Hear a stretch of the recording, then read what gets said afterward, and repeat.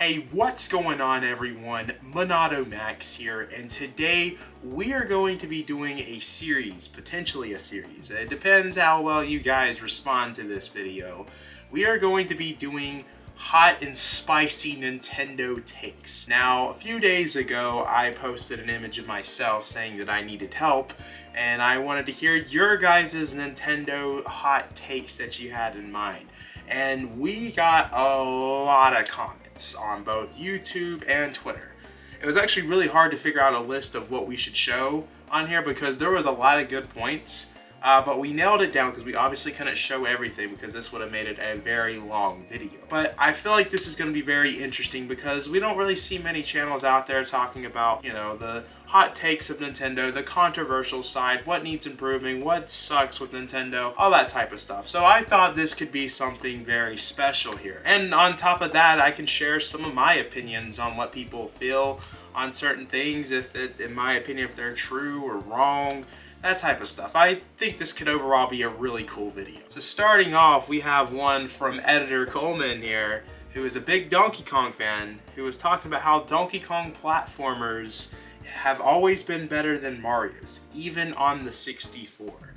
Now, you know, I've played a few of the Donkey Kong Country games, never beaten them. I've played a lot of Country 1, and then I played Tropical Freeze, which Tropical Freeze was a very fun game. I believe I almost finished Tropical Freeze from my understanding. It's interesting, you know, Donkey Kong is such a big IP for Nintendo that it's crazy that it's not really have many current games out there. Like, there's Tropical Freeze for the Switch, but that's a port. We don't have a new Donkey Kong game really for the Switch, a mainline Donkey Kong game. And with how big Donkey Kong is and the history surrounding Donkey Kong, it would have seemed like that would have been such a key IP to have. Like, we would have more games coming out regularly for Donkey Kong. It should be just as big as Zelda and Mario out there, but it's really not. Huh, interesting. Never really thought about that until we just talked about this. But, you know, Coleman, I think, has a pretty good take there. I don't know how I feel about the platformer part being better than Mario. I think some Donkey Kong games are probably better than Mario, and then there's some Mario games that are better than Donkey Kong. They're both pretty good. You know, I think the comments are probably going to have an interesting debate with what Coleman just said there. Alright, this one comes from Dingus. Nintendo hasn't discounted any first-party stuff in 7 years, and everyone eats it up like it's fine. Nintendo Selects need to return now because why are we paying more than $20 for stuff like ARMS or Kirby Star Allies nowadays?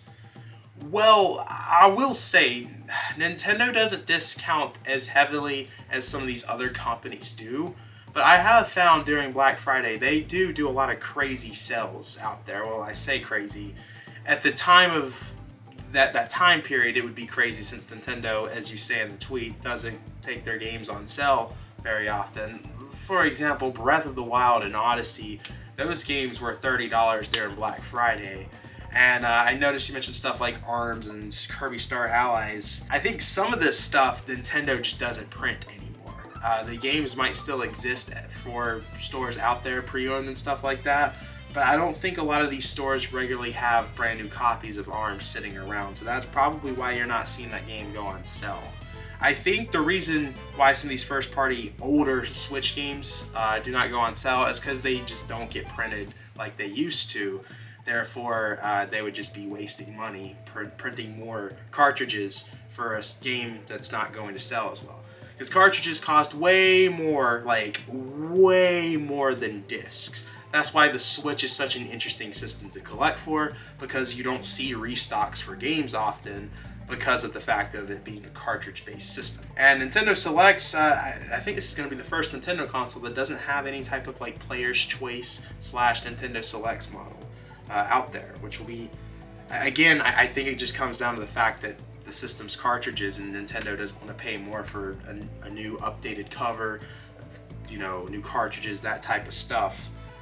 Maybe with the next Nintendo console, you'll see Selects come back. This one comes from our TikTok manager, Jackson. Jackson says that too many Nintendo fans are blinded by nostalgia.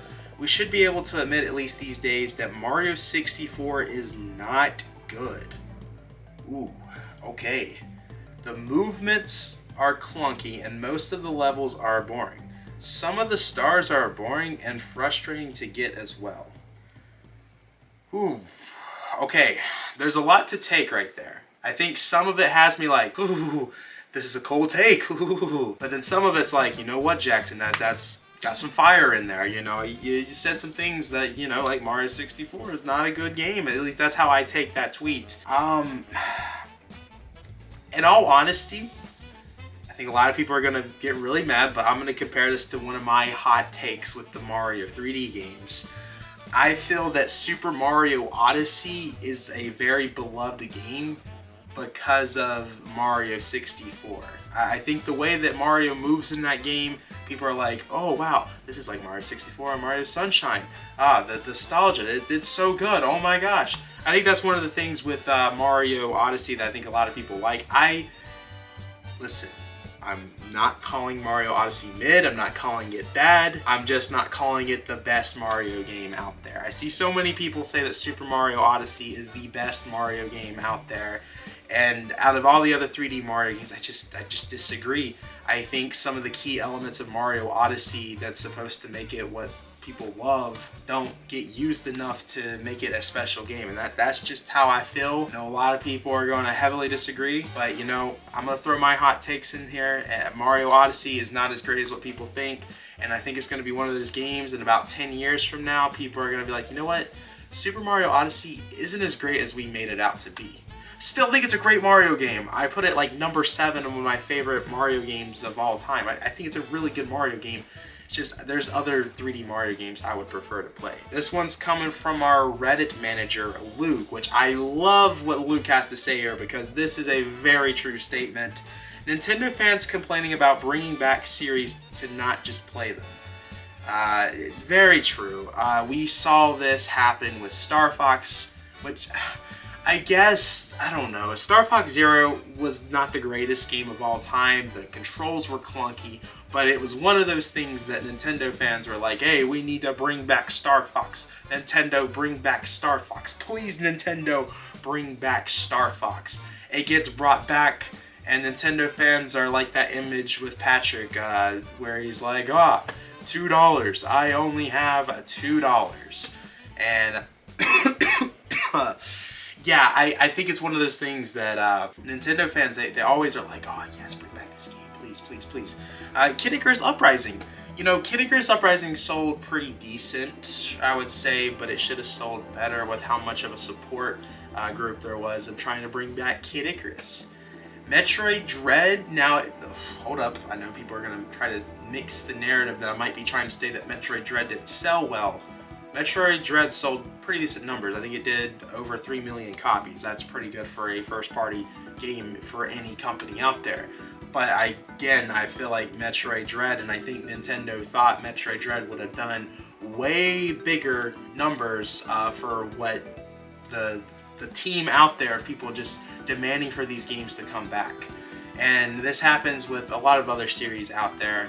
You know, F-Zero, if F-Zero ever comes back with a full-on brand new game, I feel like you're going to see the same thing where Nintendo fans are like, hey, please bring this back, and then they're not going to buy the game day one launch. We're going to call you Sprite. Okay, I think Animal Crossing is extremely boring. I just don't see the appeal in putting tens to hundreds of hours doing the same repetitive task over and over.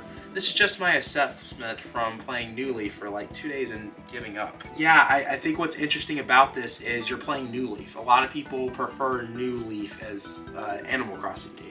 I've seen some say that that's their favorite Animal Crossing game out of the 2 Animal Crossing games I've played. Actually, no, I played Animal Crossing on the GameCube too, actually. I very much prefer Animal Crossing New Leaf. Animal Crossing New Leaf is, I think, the peak Animal Crossing experience that people should have. I enjoyed that game. But as you pointed out, Animal Crossing can get repetitive, and you're having to put hundreds of tens to thousands of hours into Animal Crossing if you're playing the game. We talked about this in another video. I couldn't play Stardew Valley because it just took too much time of other stuff since I have limited time. Same thing with Animal Crossing New Horizons. I had to stop playing that game because I had such limited time. So, Animal Crossing is one of those games that if you're a person with limited time, you can't really play this game because you have to sink so much time into it, and maybe too much time. I think it's a very fair point, and I think if you feel that way about New Leaf, I think it's very interesting because I think New Leaf is a really good game. This one comes from SpongeBob. Yes, SpongeBob. I didn't know that SpongeBob had like a phone down there in the water, especially since it's water. I guess SpongeBob has like some next level advanced technology that we don't have, like something that's truly waterproof. You know how stuff says that they're waterproof, but they're like, oh, it's water resistant and then waterproof for like 30 seconds and then it just stops working. SpongeBob over here got the next best thing here. SpongeBob says that the Switch is only carried by greatly developed games, portability, and the rest of it is horrible, from the controllers being horrible quality to UI being so bland with no theme or music to the Switch Online giving horrible services for such expensive prices. The Switch is a mess. Oh, the Switch Online has horrible... Okay, there's some of this that I agree, some of this that I heavily disagree. Let's start off with the stuff that I agree. The UI. Let's talk about the Nintendo Switch UI. It is probably one of the worst UIs out there from current gen gaming out there. I hate the Switch UI, especially coming from somebody who owned a Wii U and absolutely loved the Wii U home screen and how everything worked on the Wii U. When I turned on my Wii U, I was like, oh my gosh, I am playing a next-gen console. When I turn on my Nintendo Switch, it is the most bland thing ever. I don't know how to describe what the Switch UI home screen is, other than it's like you go into a Walmart. You mentioned the controllers. You know, I think the controllers are, you know, Joy-Cons, they break very easily, but I do like how customizable the Joy-Cons need to be because of how many Joy-Cons there are out there and how you can switch them out. The portability of the Switch, it opens the door to a lot of things, and it's open to a lot of doors to a lot of creators out there to make their own Joy-Cons and sell them. We've had Captain Alex, who's been on the channel before, make his own custom Joy-Cons, make a whole business out of it, and make some really cool creations due to the controllers. But the controllers are very cheaply made because of how the Switch is. These controllers break very easily. So I think it's fair to complain about the Switch's controllers. Not to mention, the Switch controllers are way too high, and it's because of the technology that's inside the Joy-Cons that don't get used. Joy-Cons could be a lot cheaper and should be a lot cheaper since the technology is only used in like 18 games, but yeah, no, they're not. I also talk about the Switch Online being a horrible service for such expensive prices. I disagree. Listen, Nintendo Switch Online, I think is a very fair price if you look at services such as PlayStation Plus and Xbox Gold out there. Xbox is very expensive. PlayStation, I think, is like, I know PlayStation Plus used to be $60 a year, but I'm pretty sure that went up. And Nintendo Switch Online, you have two different packages. You could pay $20 a year and play games online and have access to the NES and Super Nintendo stuff, or you could pay $50 and get access to like Game Boy Advance, N64, Sega Genesis, Game Boy, NES, Super Nintendo, all that stuff, plus Nintendo Switch Online. And PlayStation would be offering that type of service for like $120 a year. That's what they're doing right now. I think with what you're getting your money's worth, it's well worth it. Now, the servers might be horrible, but like I said, I still think it is a well worth service, and I think most of the time Nintendo has some terrible servers, but I also think a lot of people complaining about it have pretty bad internet. That's what I've started to learn. Now, listen, bad servers still do exist within the Nintendo community, but I think part of it, people have bad internet. I think if you compare these online prices to other consoles out there, I think Nintendo is very fair with the pricing. Penguins Arena said, Galaxy games were the best things Nintendo released Mario related. Yeah, you know, the 3D Galaxy games, when it comes to 3D Mario, the Galaxy games are always very memorable.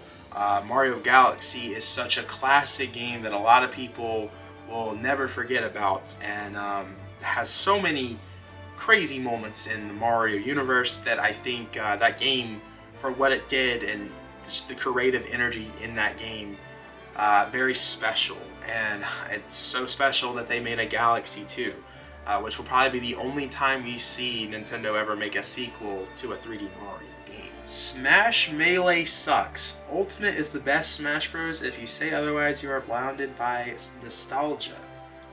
Oof. So, I mean, listen, I didn't say it. Ultimate's a really good game, though. I think all the Smash Bros. Games are pretty good. You know, I think the one that has the worst replayability, like that looks really rough compared to all the other Smash Bros. Games, it's going to be a hot take, but I think Brawl. I think if you play Brawl now, that one looks the roughest out there in terms of did it age properly compared to some of the other Smash Bros. Games. I think Melee aged a lot better than Brawl did, and I think the only reason why people love Brawl is because of Subspace Emissary. You take that away, it's garbage. Brawl is a garbage game. That's just my opinion. I think Melee is still good, but I think Ultimate is better, definitely. Alright, Smash Bros. Is better when it prioritizes first-party newcomers over third parties. I just personally like obscure or fitting characters over big names that are only there for the hype. Also, not every newcomer needs some sort of game-changing gimmick. Okay, a lot to take in there. First off, let's talk about the changing gimmick that the newcomers do have. Most of the newcomers that have game-changing gimmicks come from the DLC. And I have a theory why this is. I believe Masahiro Sakurai does not like DLC. He's publicly come out and talked about how he hates DLC. He did not want to do DLC for Smash 4. And it comes across that Nintendo basically was like, yeah, you're going to be doing DLC. And I think what Sakurai does, because he talks about you shouldn't have to pay so much for DLC. And I think why he does these gaming mechanics with some of these newcomers is he really wants to make sure you're justifying that $6 purchase for that character that you're paying. So I think it has something to do with that. Because a lot of the DLC characters, I think pretty much all the ones in Ultimate, off the top of my head, have some sort of gimmick to it. And there's still some newcomers without DLC that have gimmicks to it. A lot of the like truly gimmick characters are the DLC characters. And I think that just has something to do with Sakurai and the way how he feels about DLC. He wants to make you feel special buying that DLC, basically. And in terms of first party newcomers over third parties, thing is, Smash Bros. Has a lot of Nintendo characters in the game now. I would say they have a pretty up there roster in terms of all characters that are currently being used in the Nintendo games right now. They've got everything pretty stacked. They have a character of every franchise that's being represented in the Switch lifespan right now. I guess, Xenoblade 3 isn't there because the DLC for Smash Bros. Has been over since Xenoblade 3 has come out. And I don't think Nintendo can really add much from there, other than adding like some new Mario characters. I think we could use a new Zelda character, but in terms of other characters out there, I don't think we really need much first-party representation now in Nintendo, because I just don't feel like there's enough there. I don't think there's much left to add. And third parties, I think Nintendo and gaming companies have realized that Smash Bros. Is the ultimate crossover game. You have so many companies that are trying so hard to be in Smash Bros. Now compared to other games out there. It's actually crazy. I mean, Smash Bros. Has become so big that even Disney wanted to be a part of it. I think I read an article that Disney wanted to actually be in the game, that Disney reached out to Nintendo. Smash Bros. Has gotten so big that companies really want to be a part of it. And so many impossible things are in Smash Bros. That was just the tweets. We gotta get to the YouTube comments now. Tears of the Kingdom fails to recapture Breath of the Wild's magic, its charm, joy of exploration, and wonder. Now, this one was actually probably the most popular comment that I got onto the YouTube post in terms of its likes, and I saw a few people say a similar thing. Now, I think it's interesting. I think Tears of the Kingdom and Breath of the Wild, from what I had played, I feel like are two different games. Yes, Tears of the Kingdom is a sequel to Breath of the Wild, but Breath of the Wild was kind of its fresh new take on Zelda, a breath of fresh air, you could say, where Tears of the Kingdom adds upon what's already been made with Breath of the Wild. That's probably why the next Zelda game, whenever that next Zelda game comes out, is probably going to be really beloved, because it appears that they're probably done with this whole Breath of the Wild storyline they got here. It seems like it's going to be a whole new type of Zelda, new type of storyline, new world, that type of stuff. I think Tears of the Kingdom is a very good game. I think Tears of the Kingdom is a special, but it's a sequel. It does what sequels do, adds upon already an existing game. So that being said, you're probably not going to see the original special thing that you saw with Breath of the Wild. I don't know. I can see pros and cons of what's being said here. I see it, and then I'm also like, well, it is a sequel to what was already established. So I don't know. I'm 50-50 on what you're saying. I agree and disagree. I think that's going to be one that will be interesting to hear about what the comments think on that take is right there. I'm happy the Switch hasn't been replaced. I'm hoping for it to beat the record of the highest selling console, and I will still have plenty of backlog to keep me busy for a long time. Now, I think the Nintendo Switch, I think Nintendo would love to have that record of beating, I believe, is the PlayStation 2 as the best selling console. However, I don't know the numbers of the PlayStation 2. I don't think Nintendo Switch is close enough to breaking that. I think Nintendo was really hoping it would do that and probably delayed the Switch up to a little bit longer than it needed to be delayed, because it really seemed like with last year, with the titles that Nintendo was bringing out, they were really pushing some Switch sales, because last year was a really good year for the Switch. Let's look at these sell numbers for the PlayStation 2. PlayStation 2 has sold 158 million units. Let's Google the Nintendo Switch. Okay, so the Nintendo Switch as of February has sold 139 million units. I don't think Nintendo's going to be able to sell an extra 20 million units within a year, because people are knowing that the Switch 2 is on its way, and this seems to be like it's going to be a weaker Nintendo Switch here. We'll see though. Nintendo could pull something out of the bag in the second half that really pushes people to want to buy these consoles. Unless Nintendo decides to do a big price drop with the Switch, I don't think many people are going to be buying a Switch this year. The Switch is long overdue to be replaced. And that's another thing that we've got to talk about. The Switch is on its 7th year right now. Most home consoles are done within its 6th year. So the Switch is lasting for a very long time, and is likely going to last the rest of this year, because it looks like the Switch 2 is probably not coming out this year. It looks like the Switch 2 is probably going to drop within the first half of next year. So that means the Switch will actually have 8 years if we are to believe the Switch 2 is coming out in the first half of next year, which is a very long time for its lifespan, which is a good lifespan. But I think Nintendo games are starting to not look as good as they used to, and run not as good as they used to when the Switch first came out. I think it's been more noticeable that games are not running as great as they used to, and not look at the greatest as they could have been. I think mainly the frame rate has been the more noticeable thing with some of these Switch games. I've noticed it heavily with Splatoon 3, if you want an example. Joy-Con drift is worse than the red ring of death. If you're not aware what that is, it's related to the Xbox and its original model of the Xbox 360. Disagree. I think a lot will disagree, even those that have had Joy-Con drift. I've had both Joy-Con drift and the red ring of death. Xbox Red Ring of Death, if you get that, it's done for. And the Xbox Red Ring of Death is such a common thing to happen with those older models of Xboxes. And even if it doesn't have it or you get it fixed, it happens pretty immediately after fixing the Red Ring of Death. And Joy-Con drift takes a while for it to happen. It eventually happens. You can get it fixed and eventually it comes back. But Joy-Con drift was a lot cheaper than those Xboxes were, so I heavily disagree with that take. Hot take: Nintendo combining handheld and home console with the Switch was actually worse for Nintendo's output of first-party games. Games take more development and take longer to make on the Switch than smaller games on the 3DS and Wii U. They had a lot of ports and remasters to bat out this generation, and they'll struggle to keep up with the Switch's successor, just like Sony was it, where games are incredibly expensive to produce and will go longer with Ouch. That's all the message says. I think you have the right mindset, but I still disagree heavily on the Switch's first party. I think the Switch has the best first party library that you're ever going to get within a Nintendo console.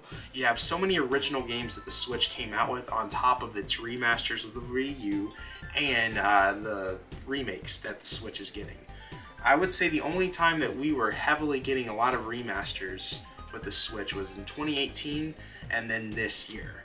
I think the Switch has so many original games out there that it overtakes what's going on, because mainly with the Switch, throughout all of its years, you had a game coming out pretty much every month for the system, where Sony and Xbox didn't really have that, and definitely isn't having that with the PlayStation 5 and Series X, because like you said, games are costing too much. However, Nintendo has always been behind on power, so I'm not worried about Nintendo's history about that for the next console. I think Nintendo will still be able to bring out a really good schedule of games to still be released, because I don't expect the Switch to be as powerful as a PlayStation 5. It's probably going to be right up there as a PlayStation 4 and Xbox One if I was to guess. It might not even have 4K support. We'll see. Listen guys, I am still sick, but I'm still bringing you the latest and greatest Nintendo content. GameCube to N64, Super Mario 64 was the only game worth playing on the N64. Okay, so this comment saying the GameCube is better than the N64, and also says Mario 64 is the only game worth playing on the N64. I didn't play too many games on the N64. Mario 64 is one of the ones that I played. I think that was a really good game. I've played a decent amount of Banjo-Kazooie. I know Coleman will say that Banjo-Kazooie is a really good game, and I think he prefers that over Mario 64. I don't know if Coleman likes Mario 64 anymore, or if he even cares about that game. But, I mean, the N64, I know some of the games that I can think of that people really loved about that system was the Mario Party games, Ocarina of Time, Banjo, Mario, Smash Bros. I feel like there's a huge title that I'm forgetting of, but off the top of my head, those are some of the titles that I remember people really liking for the system. Donkey Kong. That's pretty much it. But was the N64 mid? Huh. It is very late right now as I film this video, so I feel like I'm gonna look like an idiot, and I'll be like, oh my god, there was all these other games that I wasn't thinking of. Because I have a lot of the third-party games for my N64. I don't have a lot of first-party games. Pokemon Stadium. Hold up. A lot of people liked... I liked Pokemon Stadium, too. Pokemon Stadium's pretty good. Wow. I'm starting to realize maybe N64 was kind of mid. GameCube was pretty peak. The GameCube is the only library, really, that has not been touched by Nintendo with its consoles like Wii U with Virtual Console. And the Switch is now starting to utilize the GameCube library by making remasters / remakes on these last years for the Switch. So I think GameCube definitely overtakes the N64 easily. I have 3 separate hot takes. The Switch is almost unplayable without a Pro controller or something similar. I'm curious to see what you think about the Joy-Con grip. Gummy Lad 2, I would love to know what you think of the Joy-Con grip, because I had that opinion before when I first got my Switch, but when I got the Joy-Con grip that comes with your Switch, that was pretty good. Obviously, I do prefer the Pro Controller. I think anybody would prefer the Pro Controller, but not everybody has the, I think it's like, what, $80 to get that? Mario vs. Donkey Kong is a mobile game.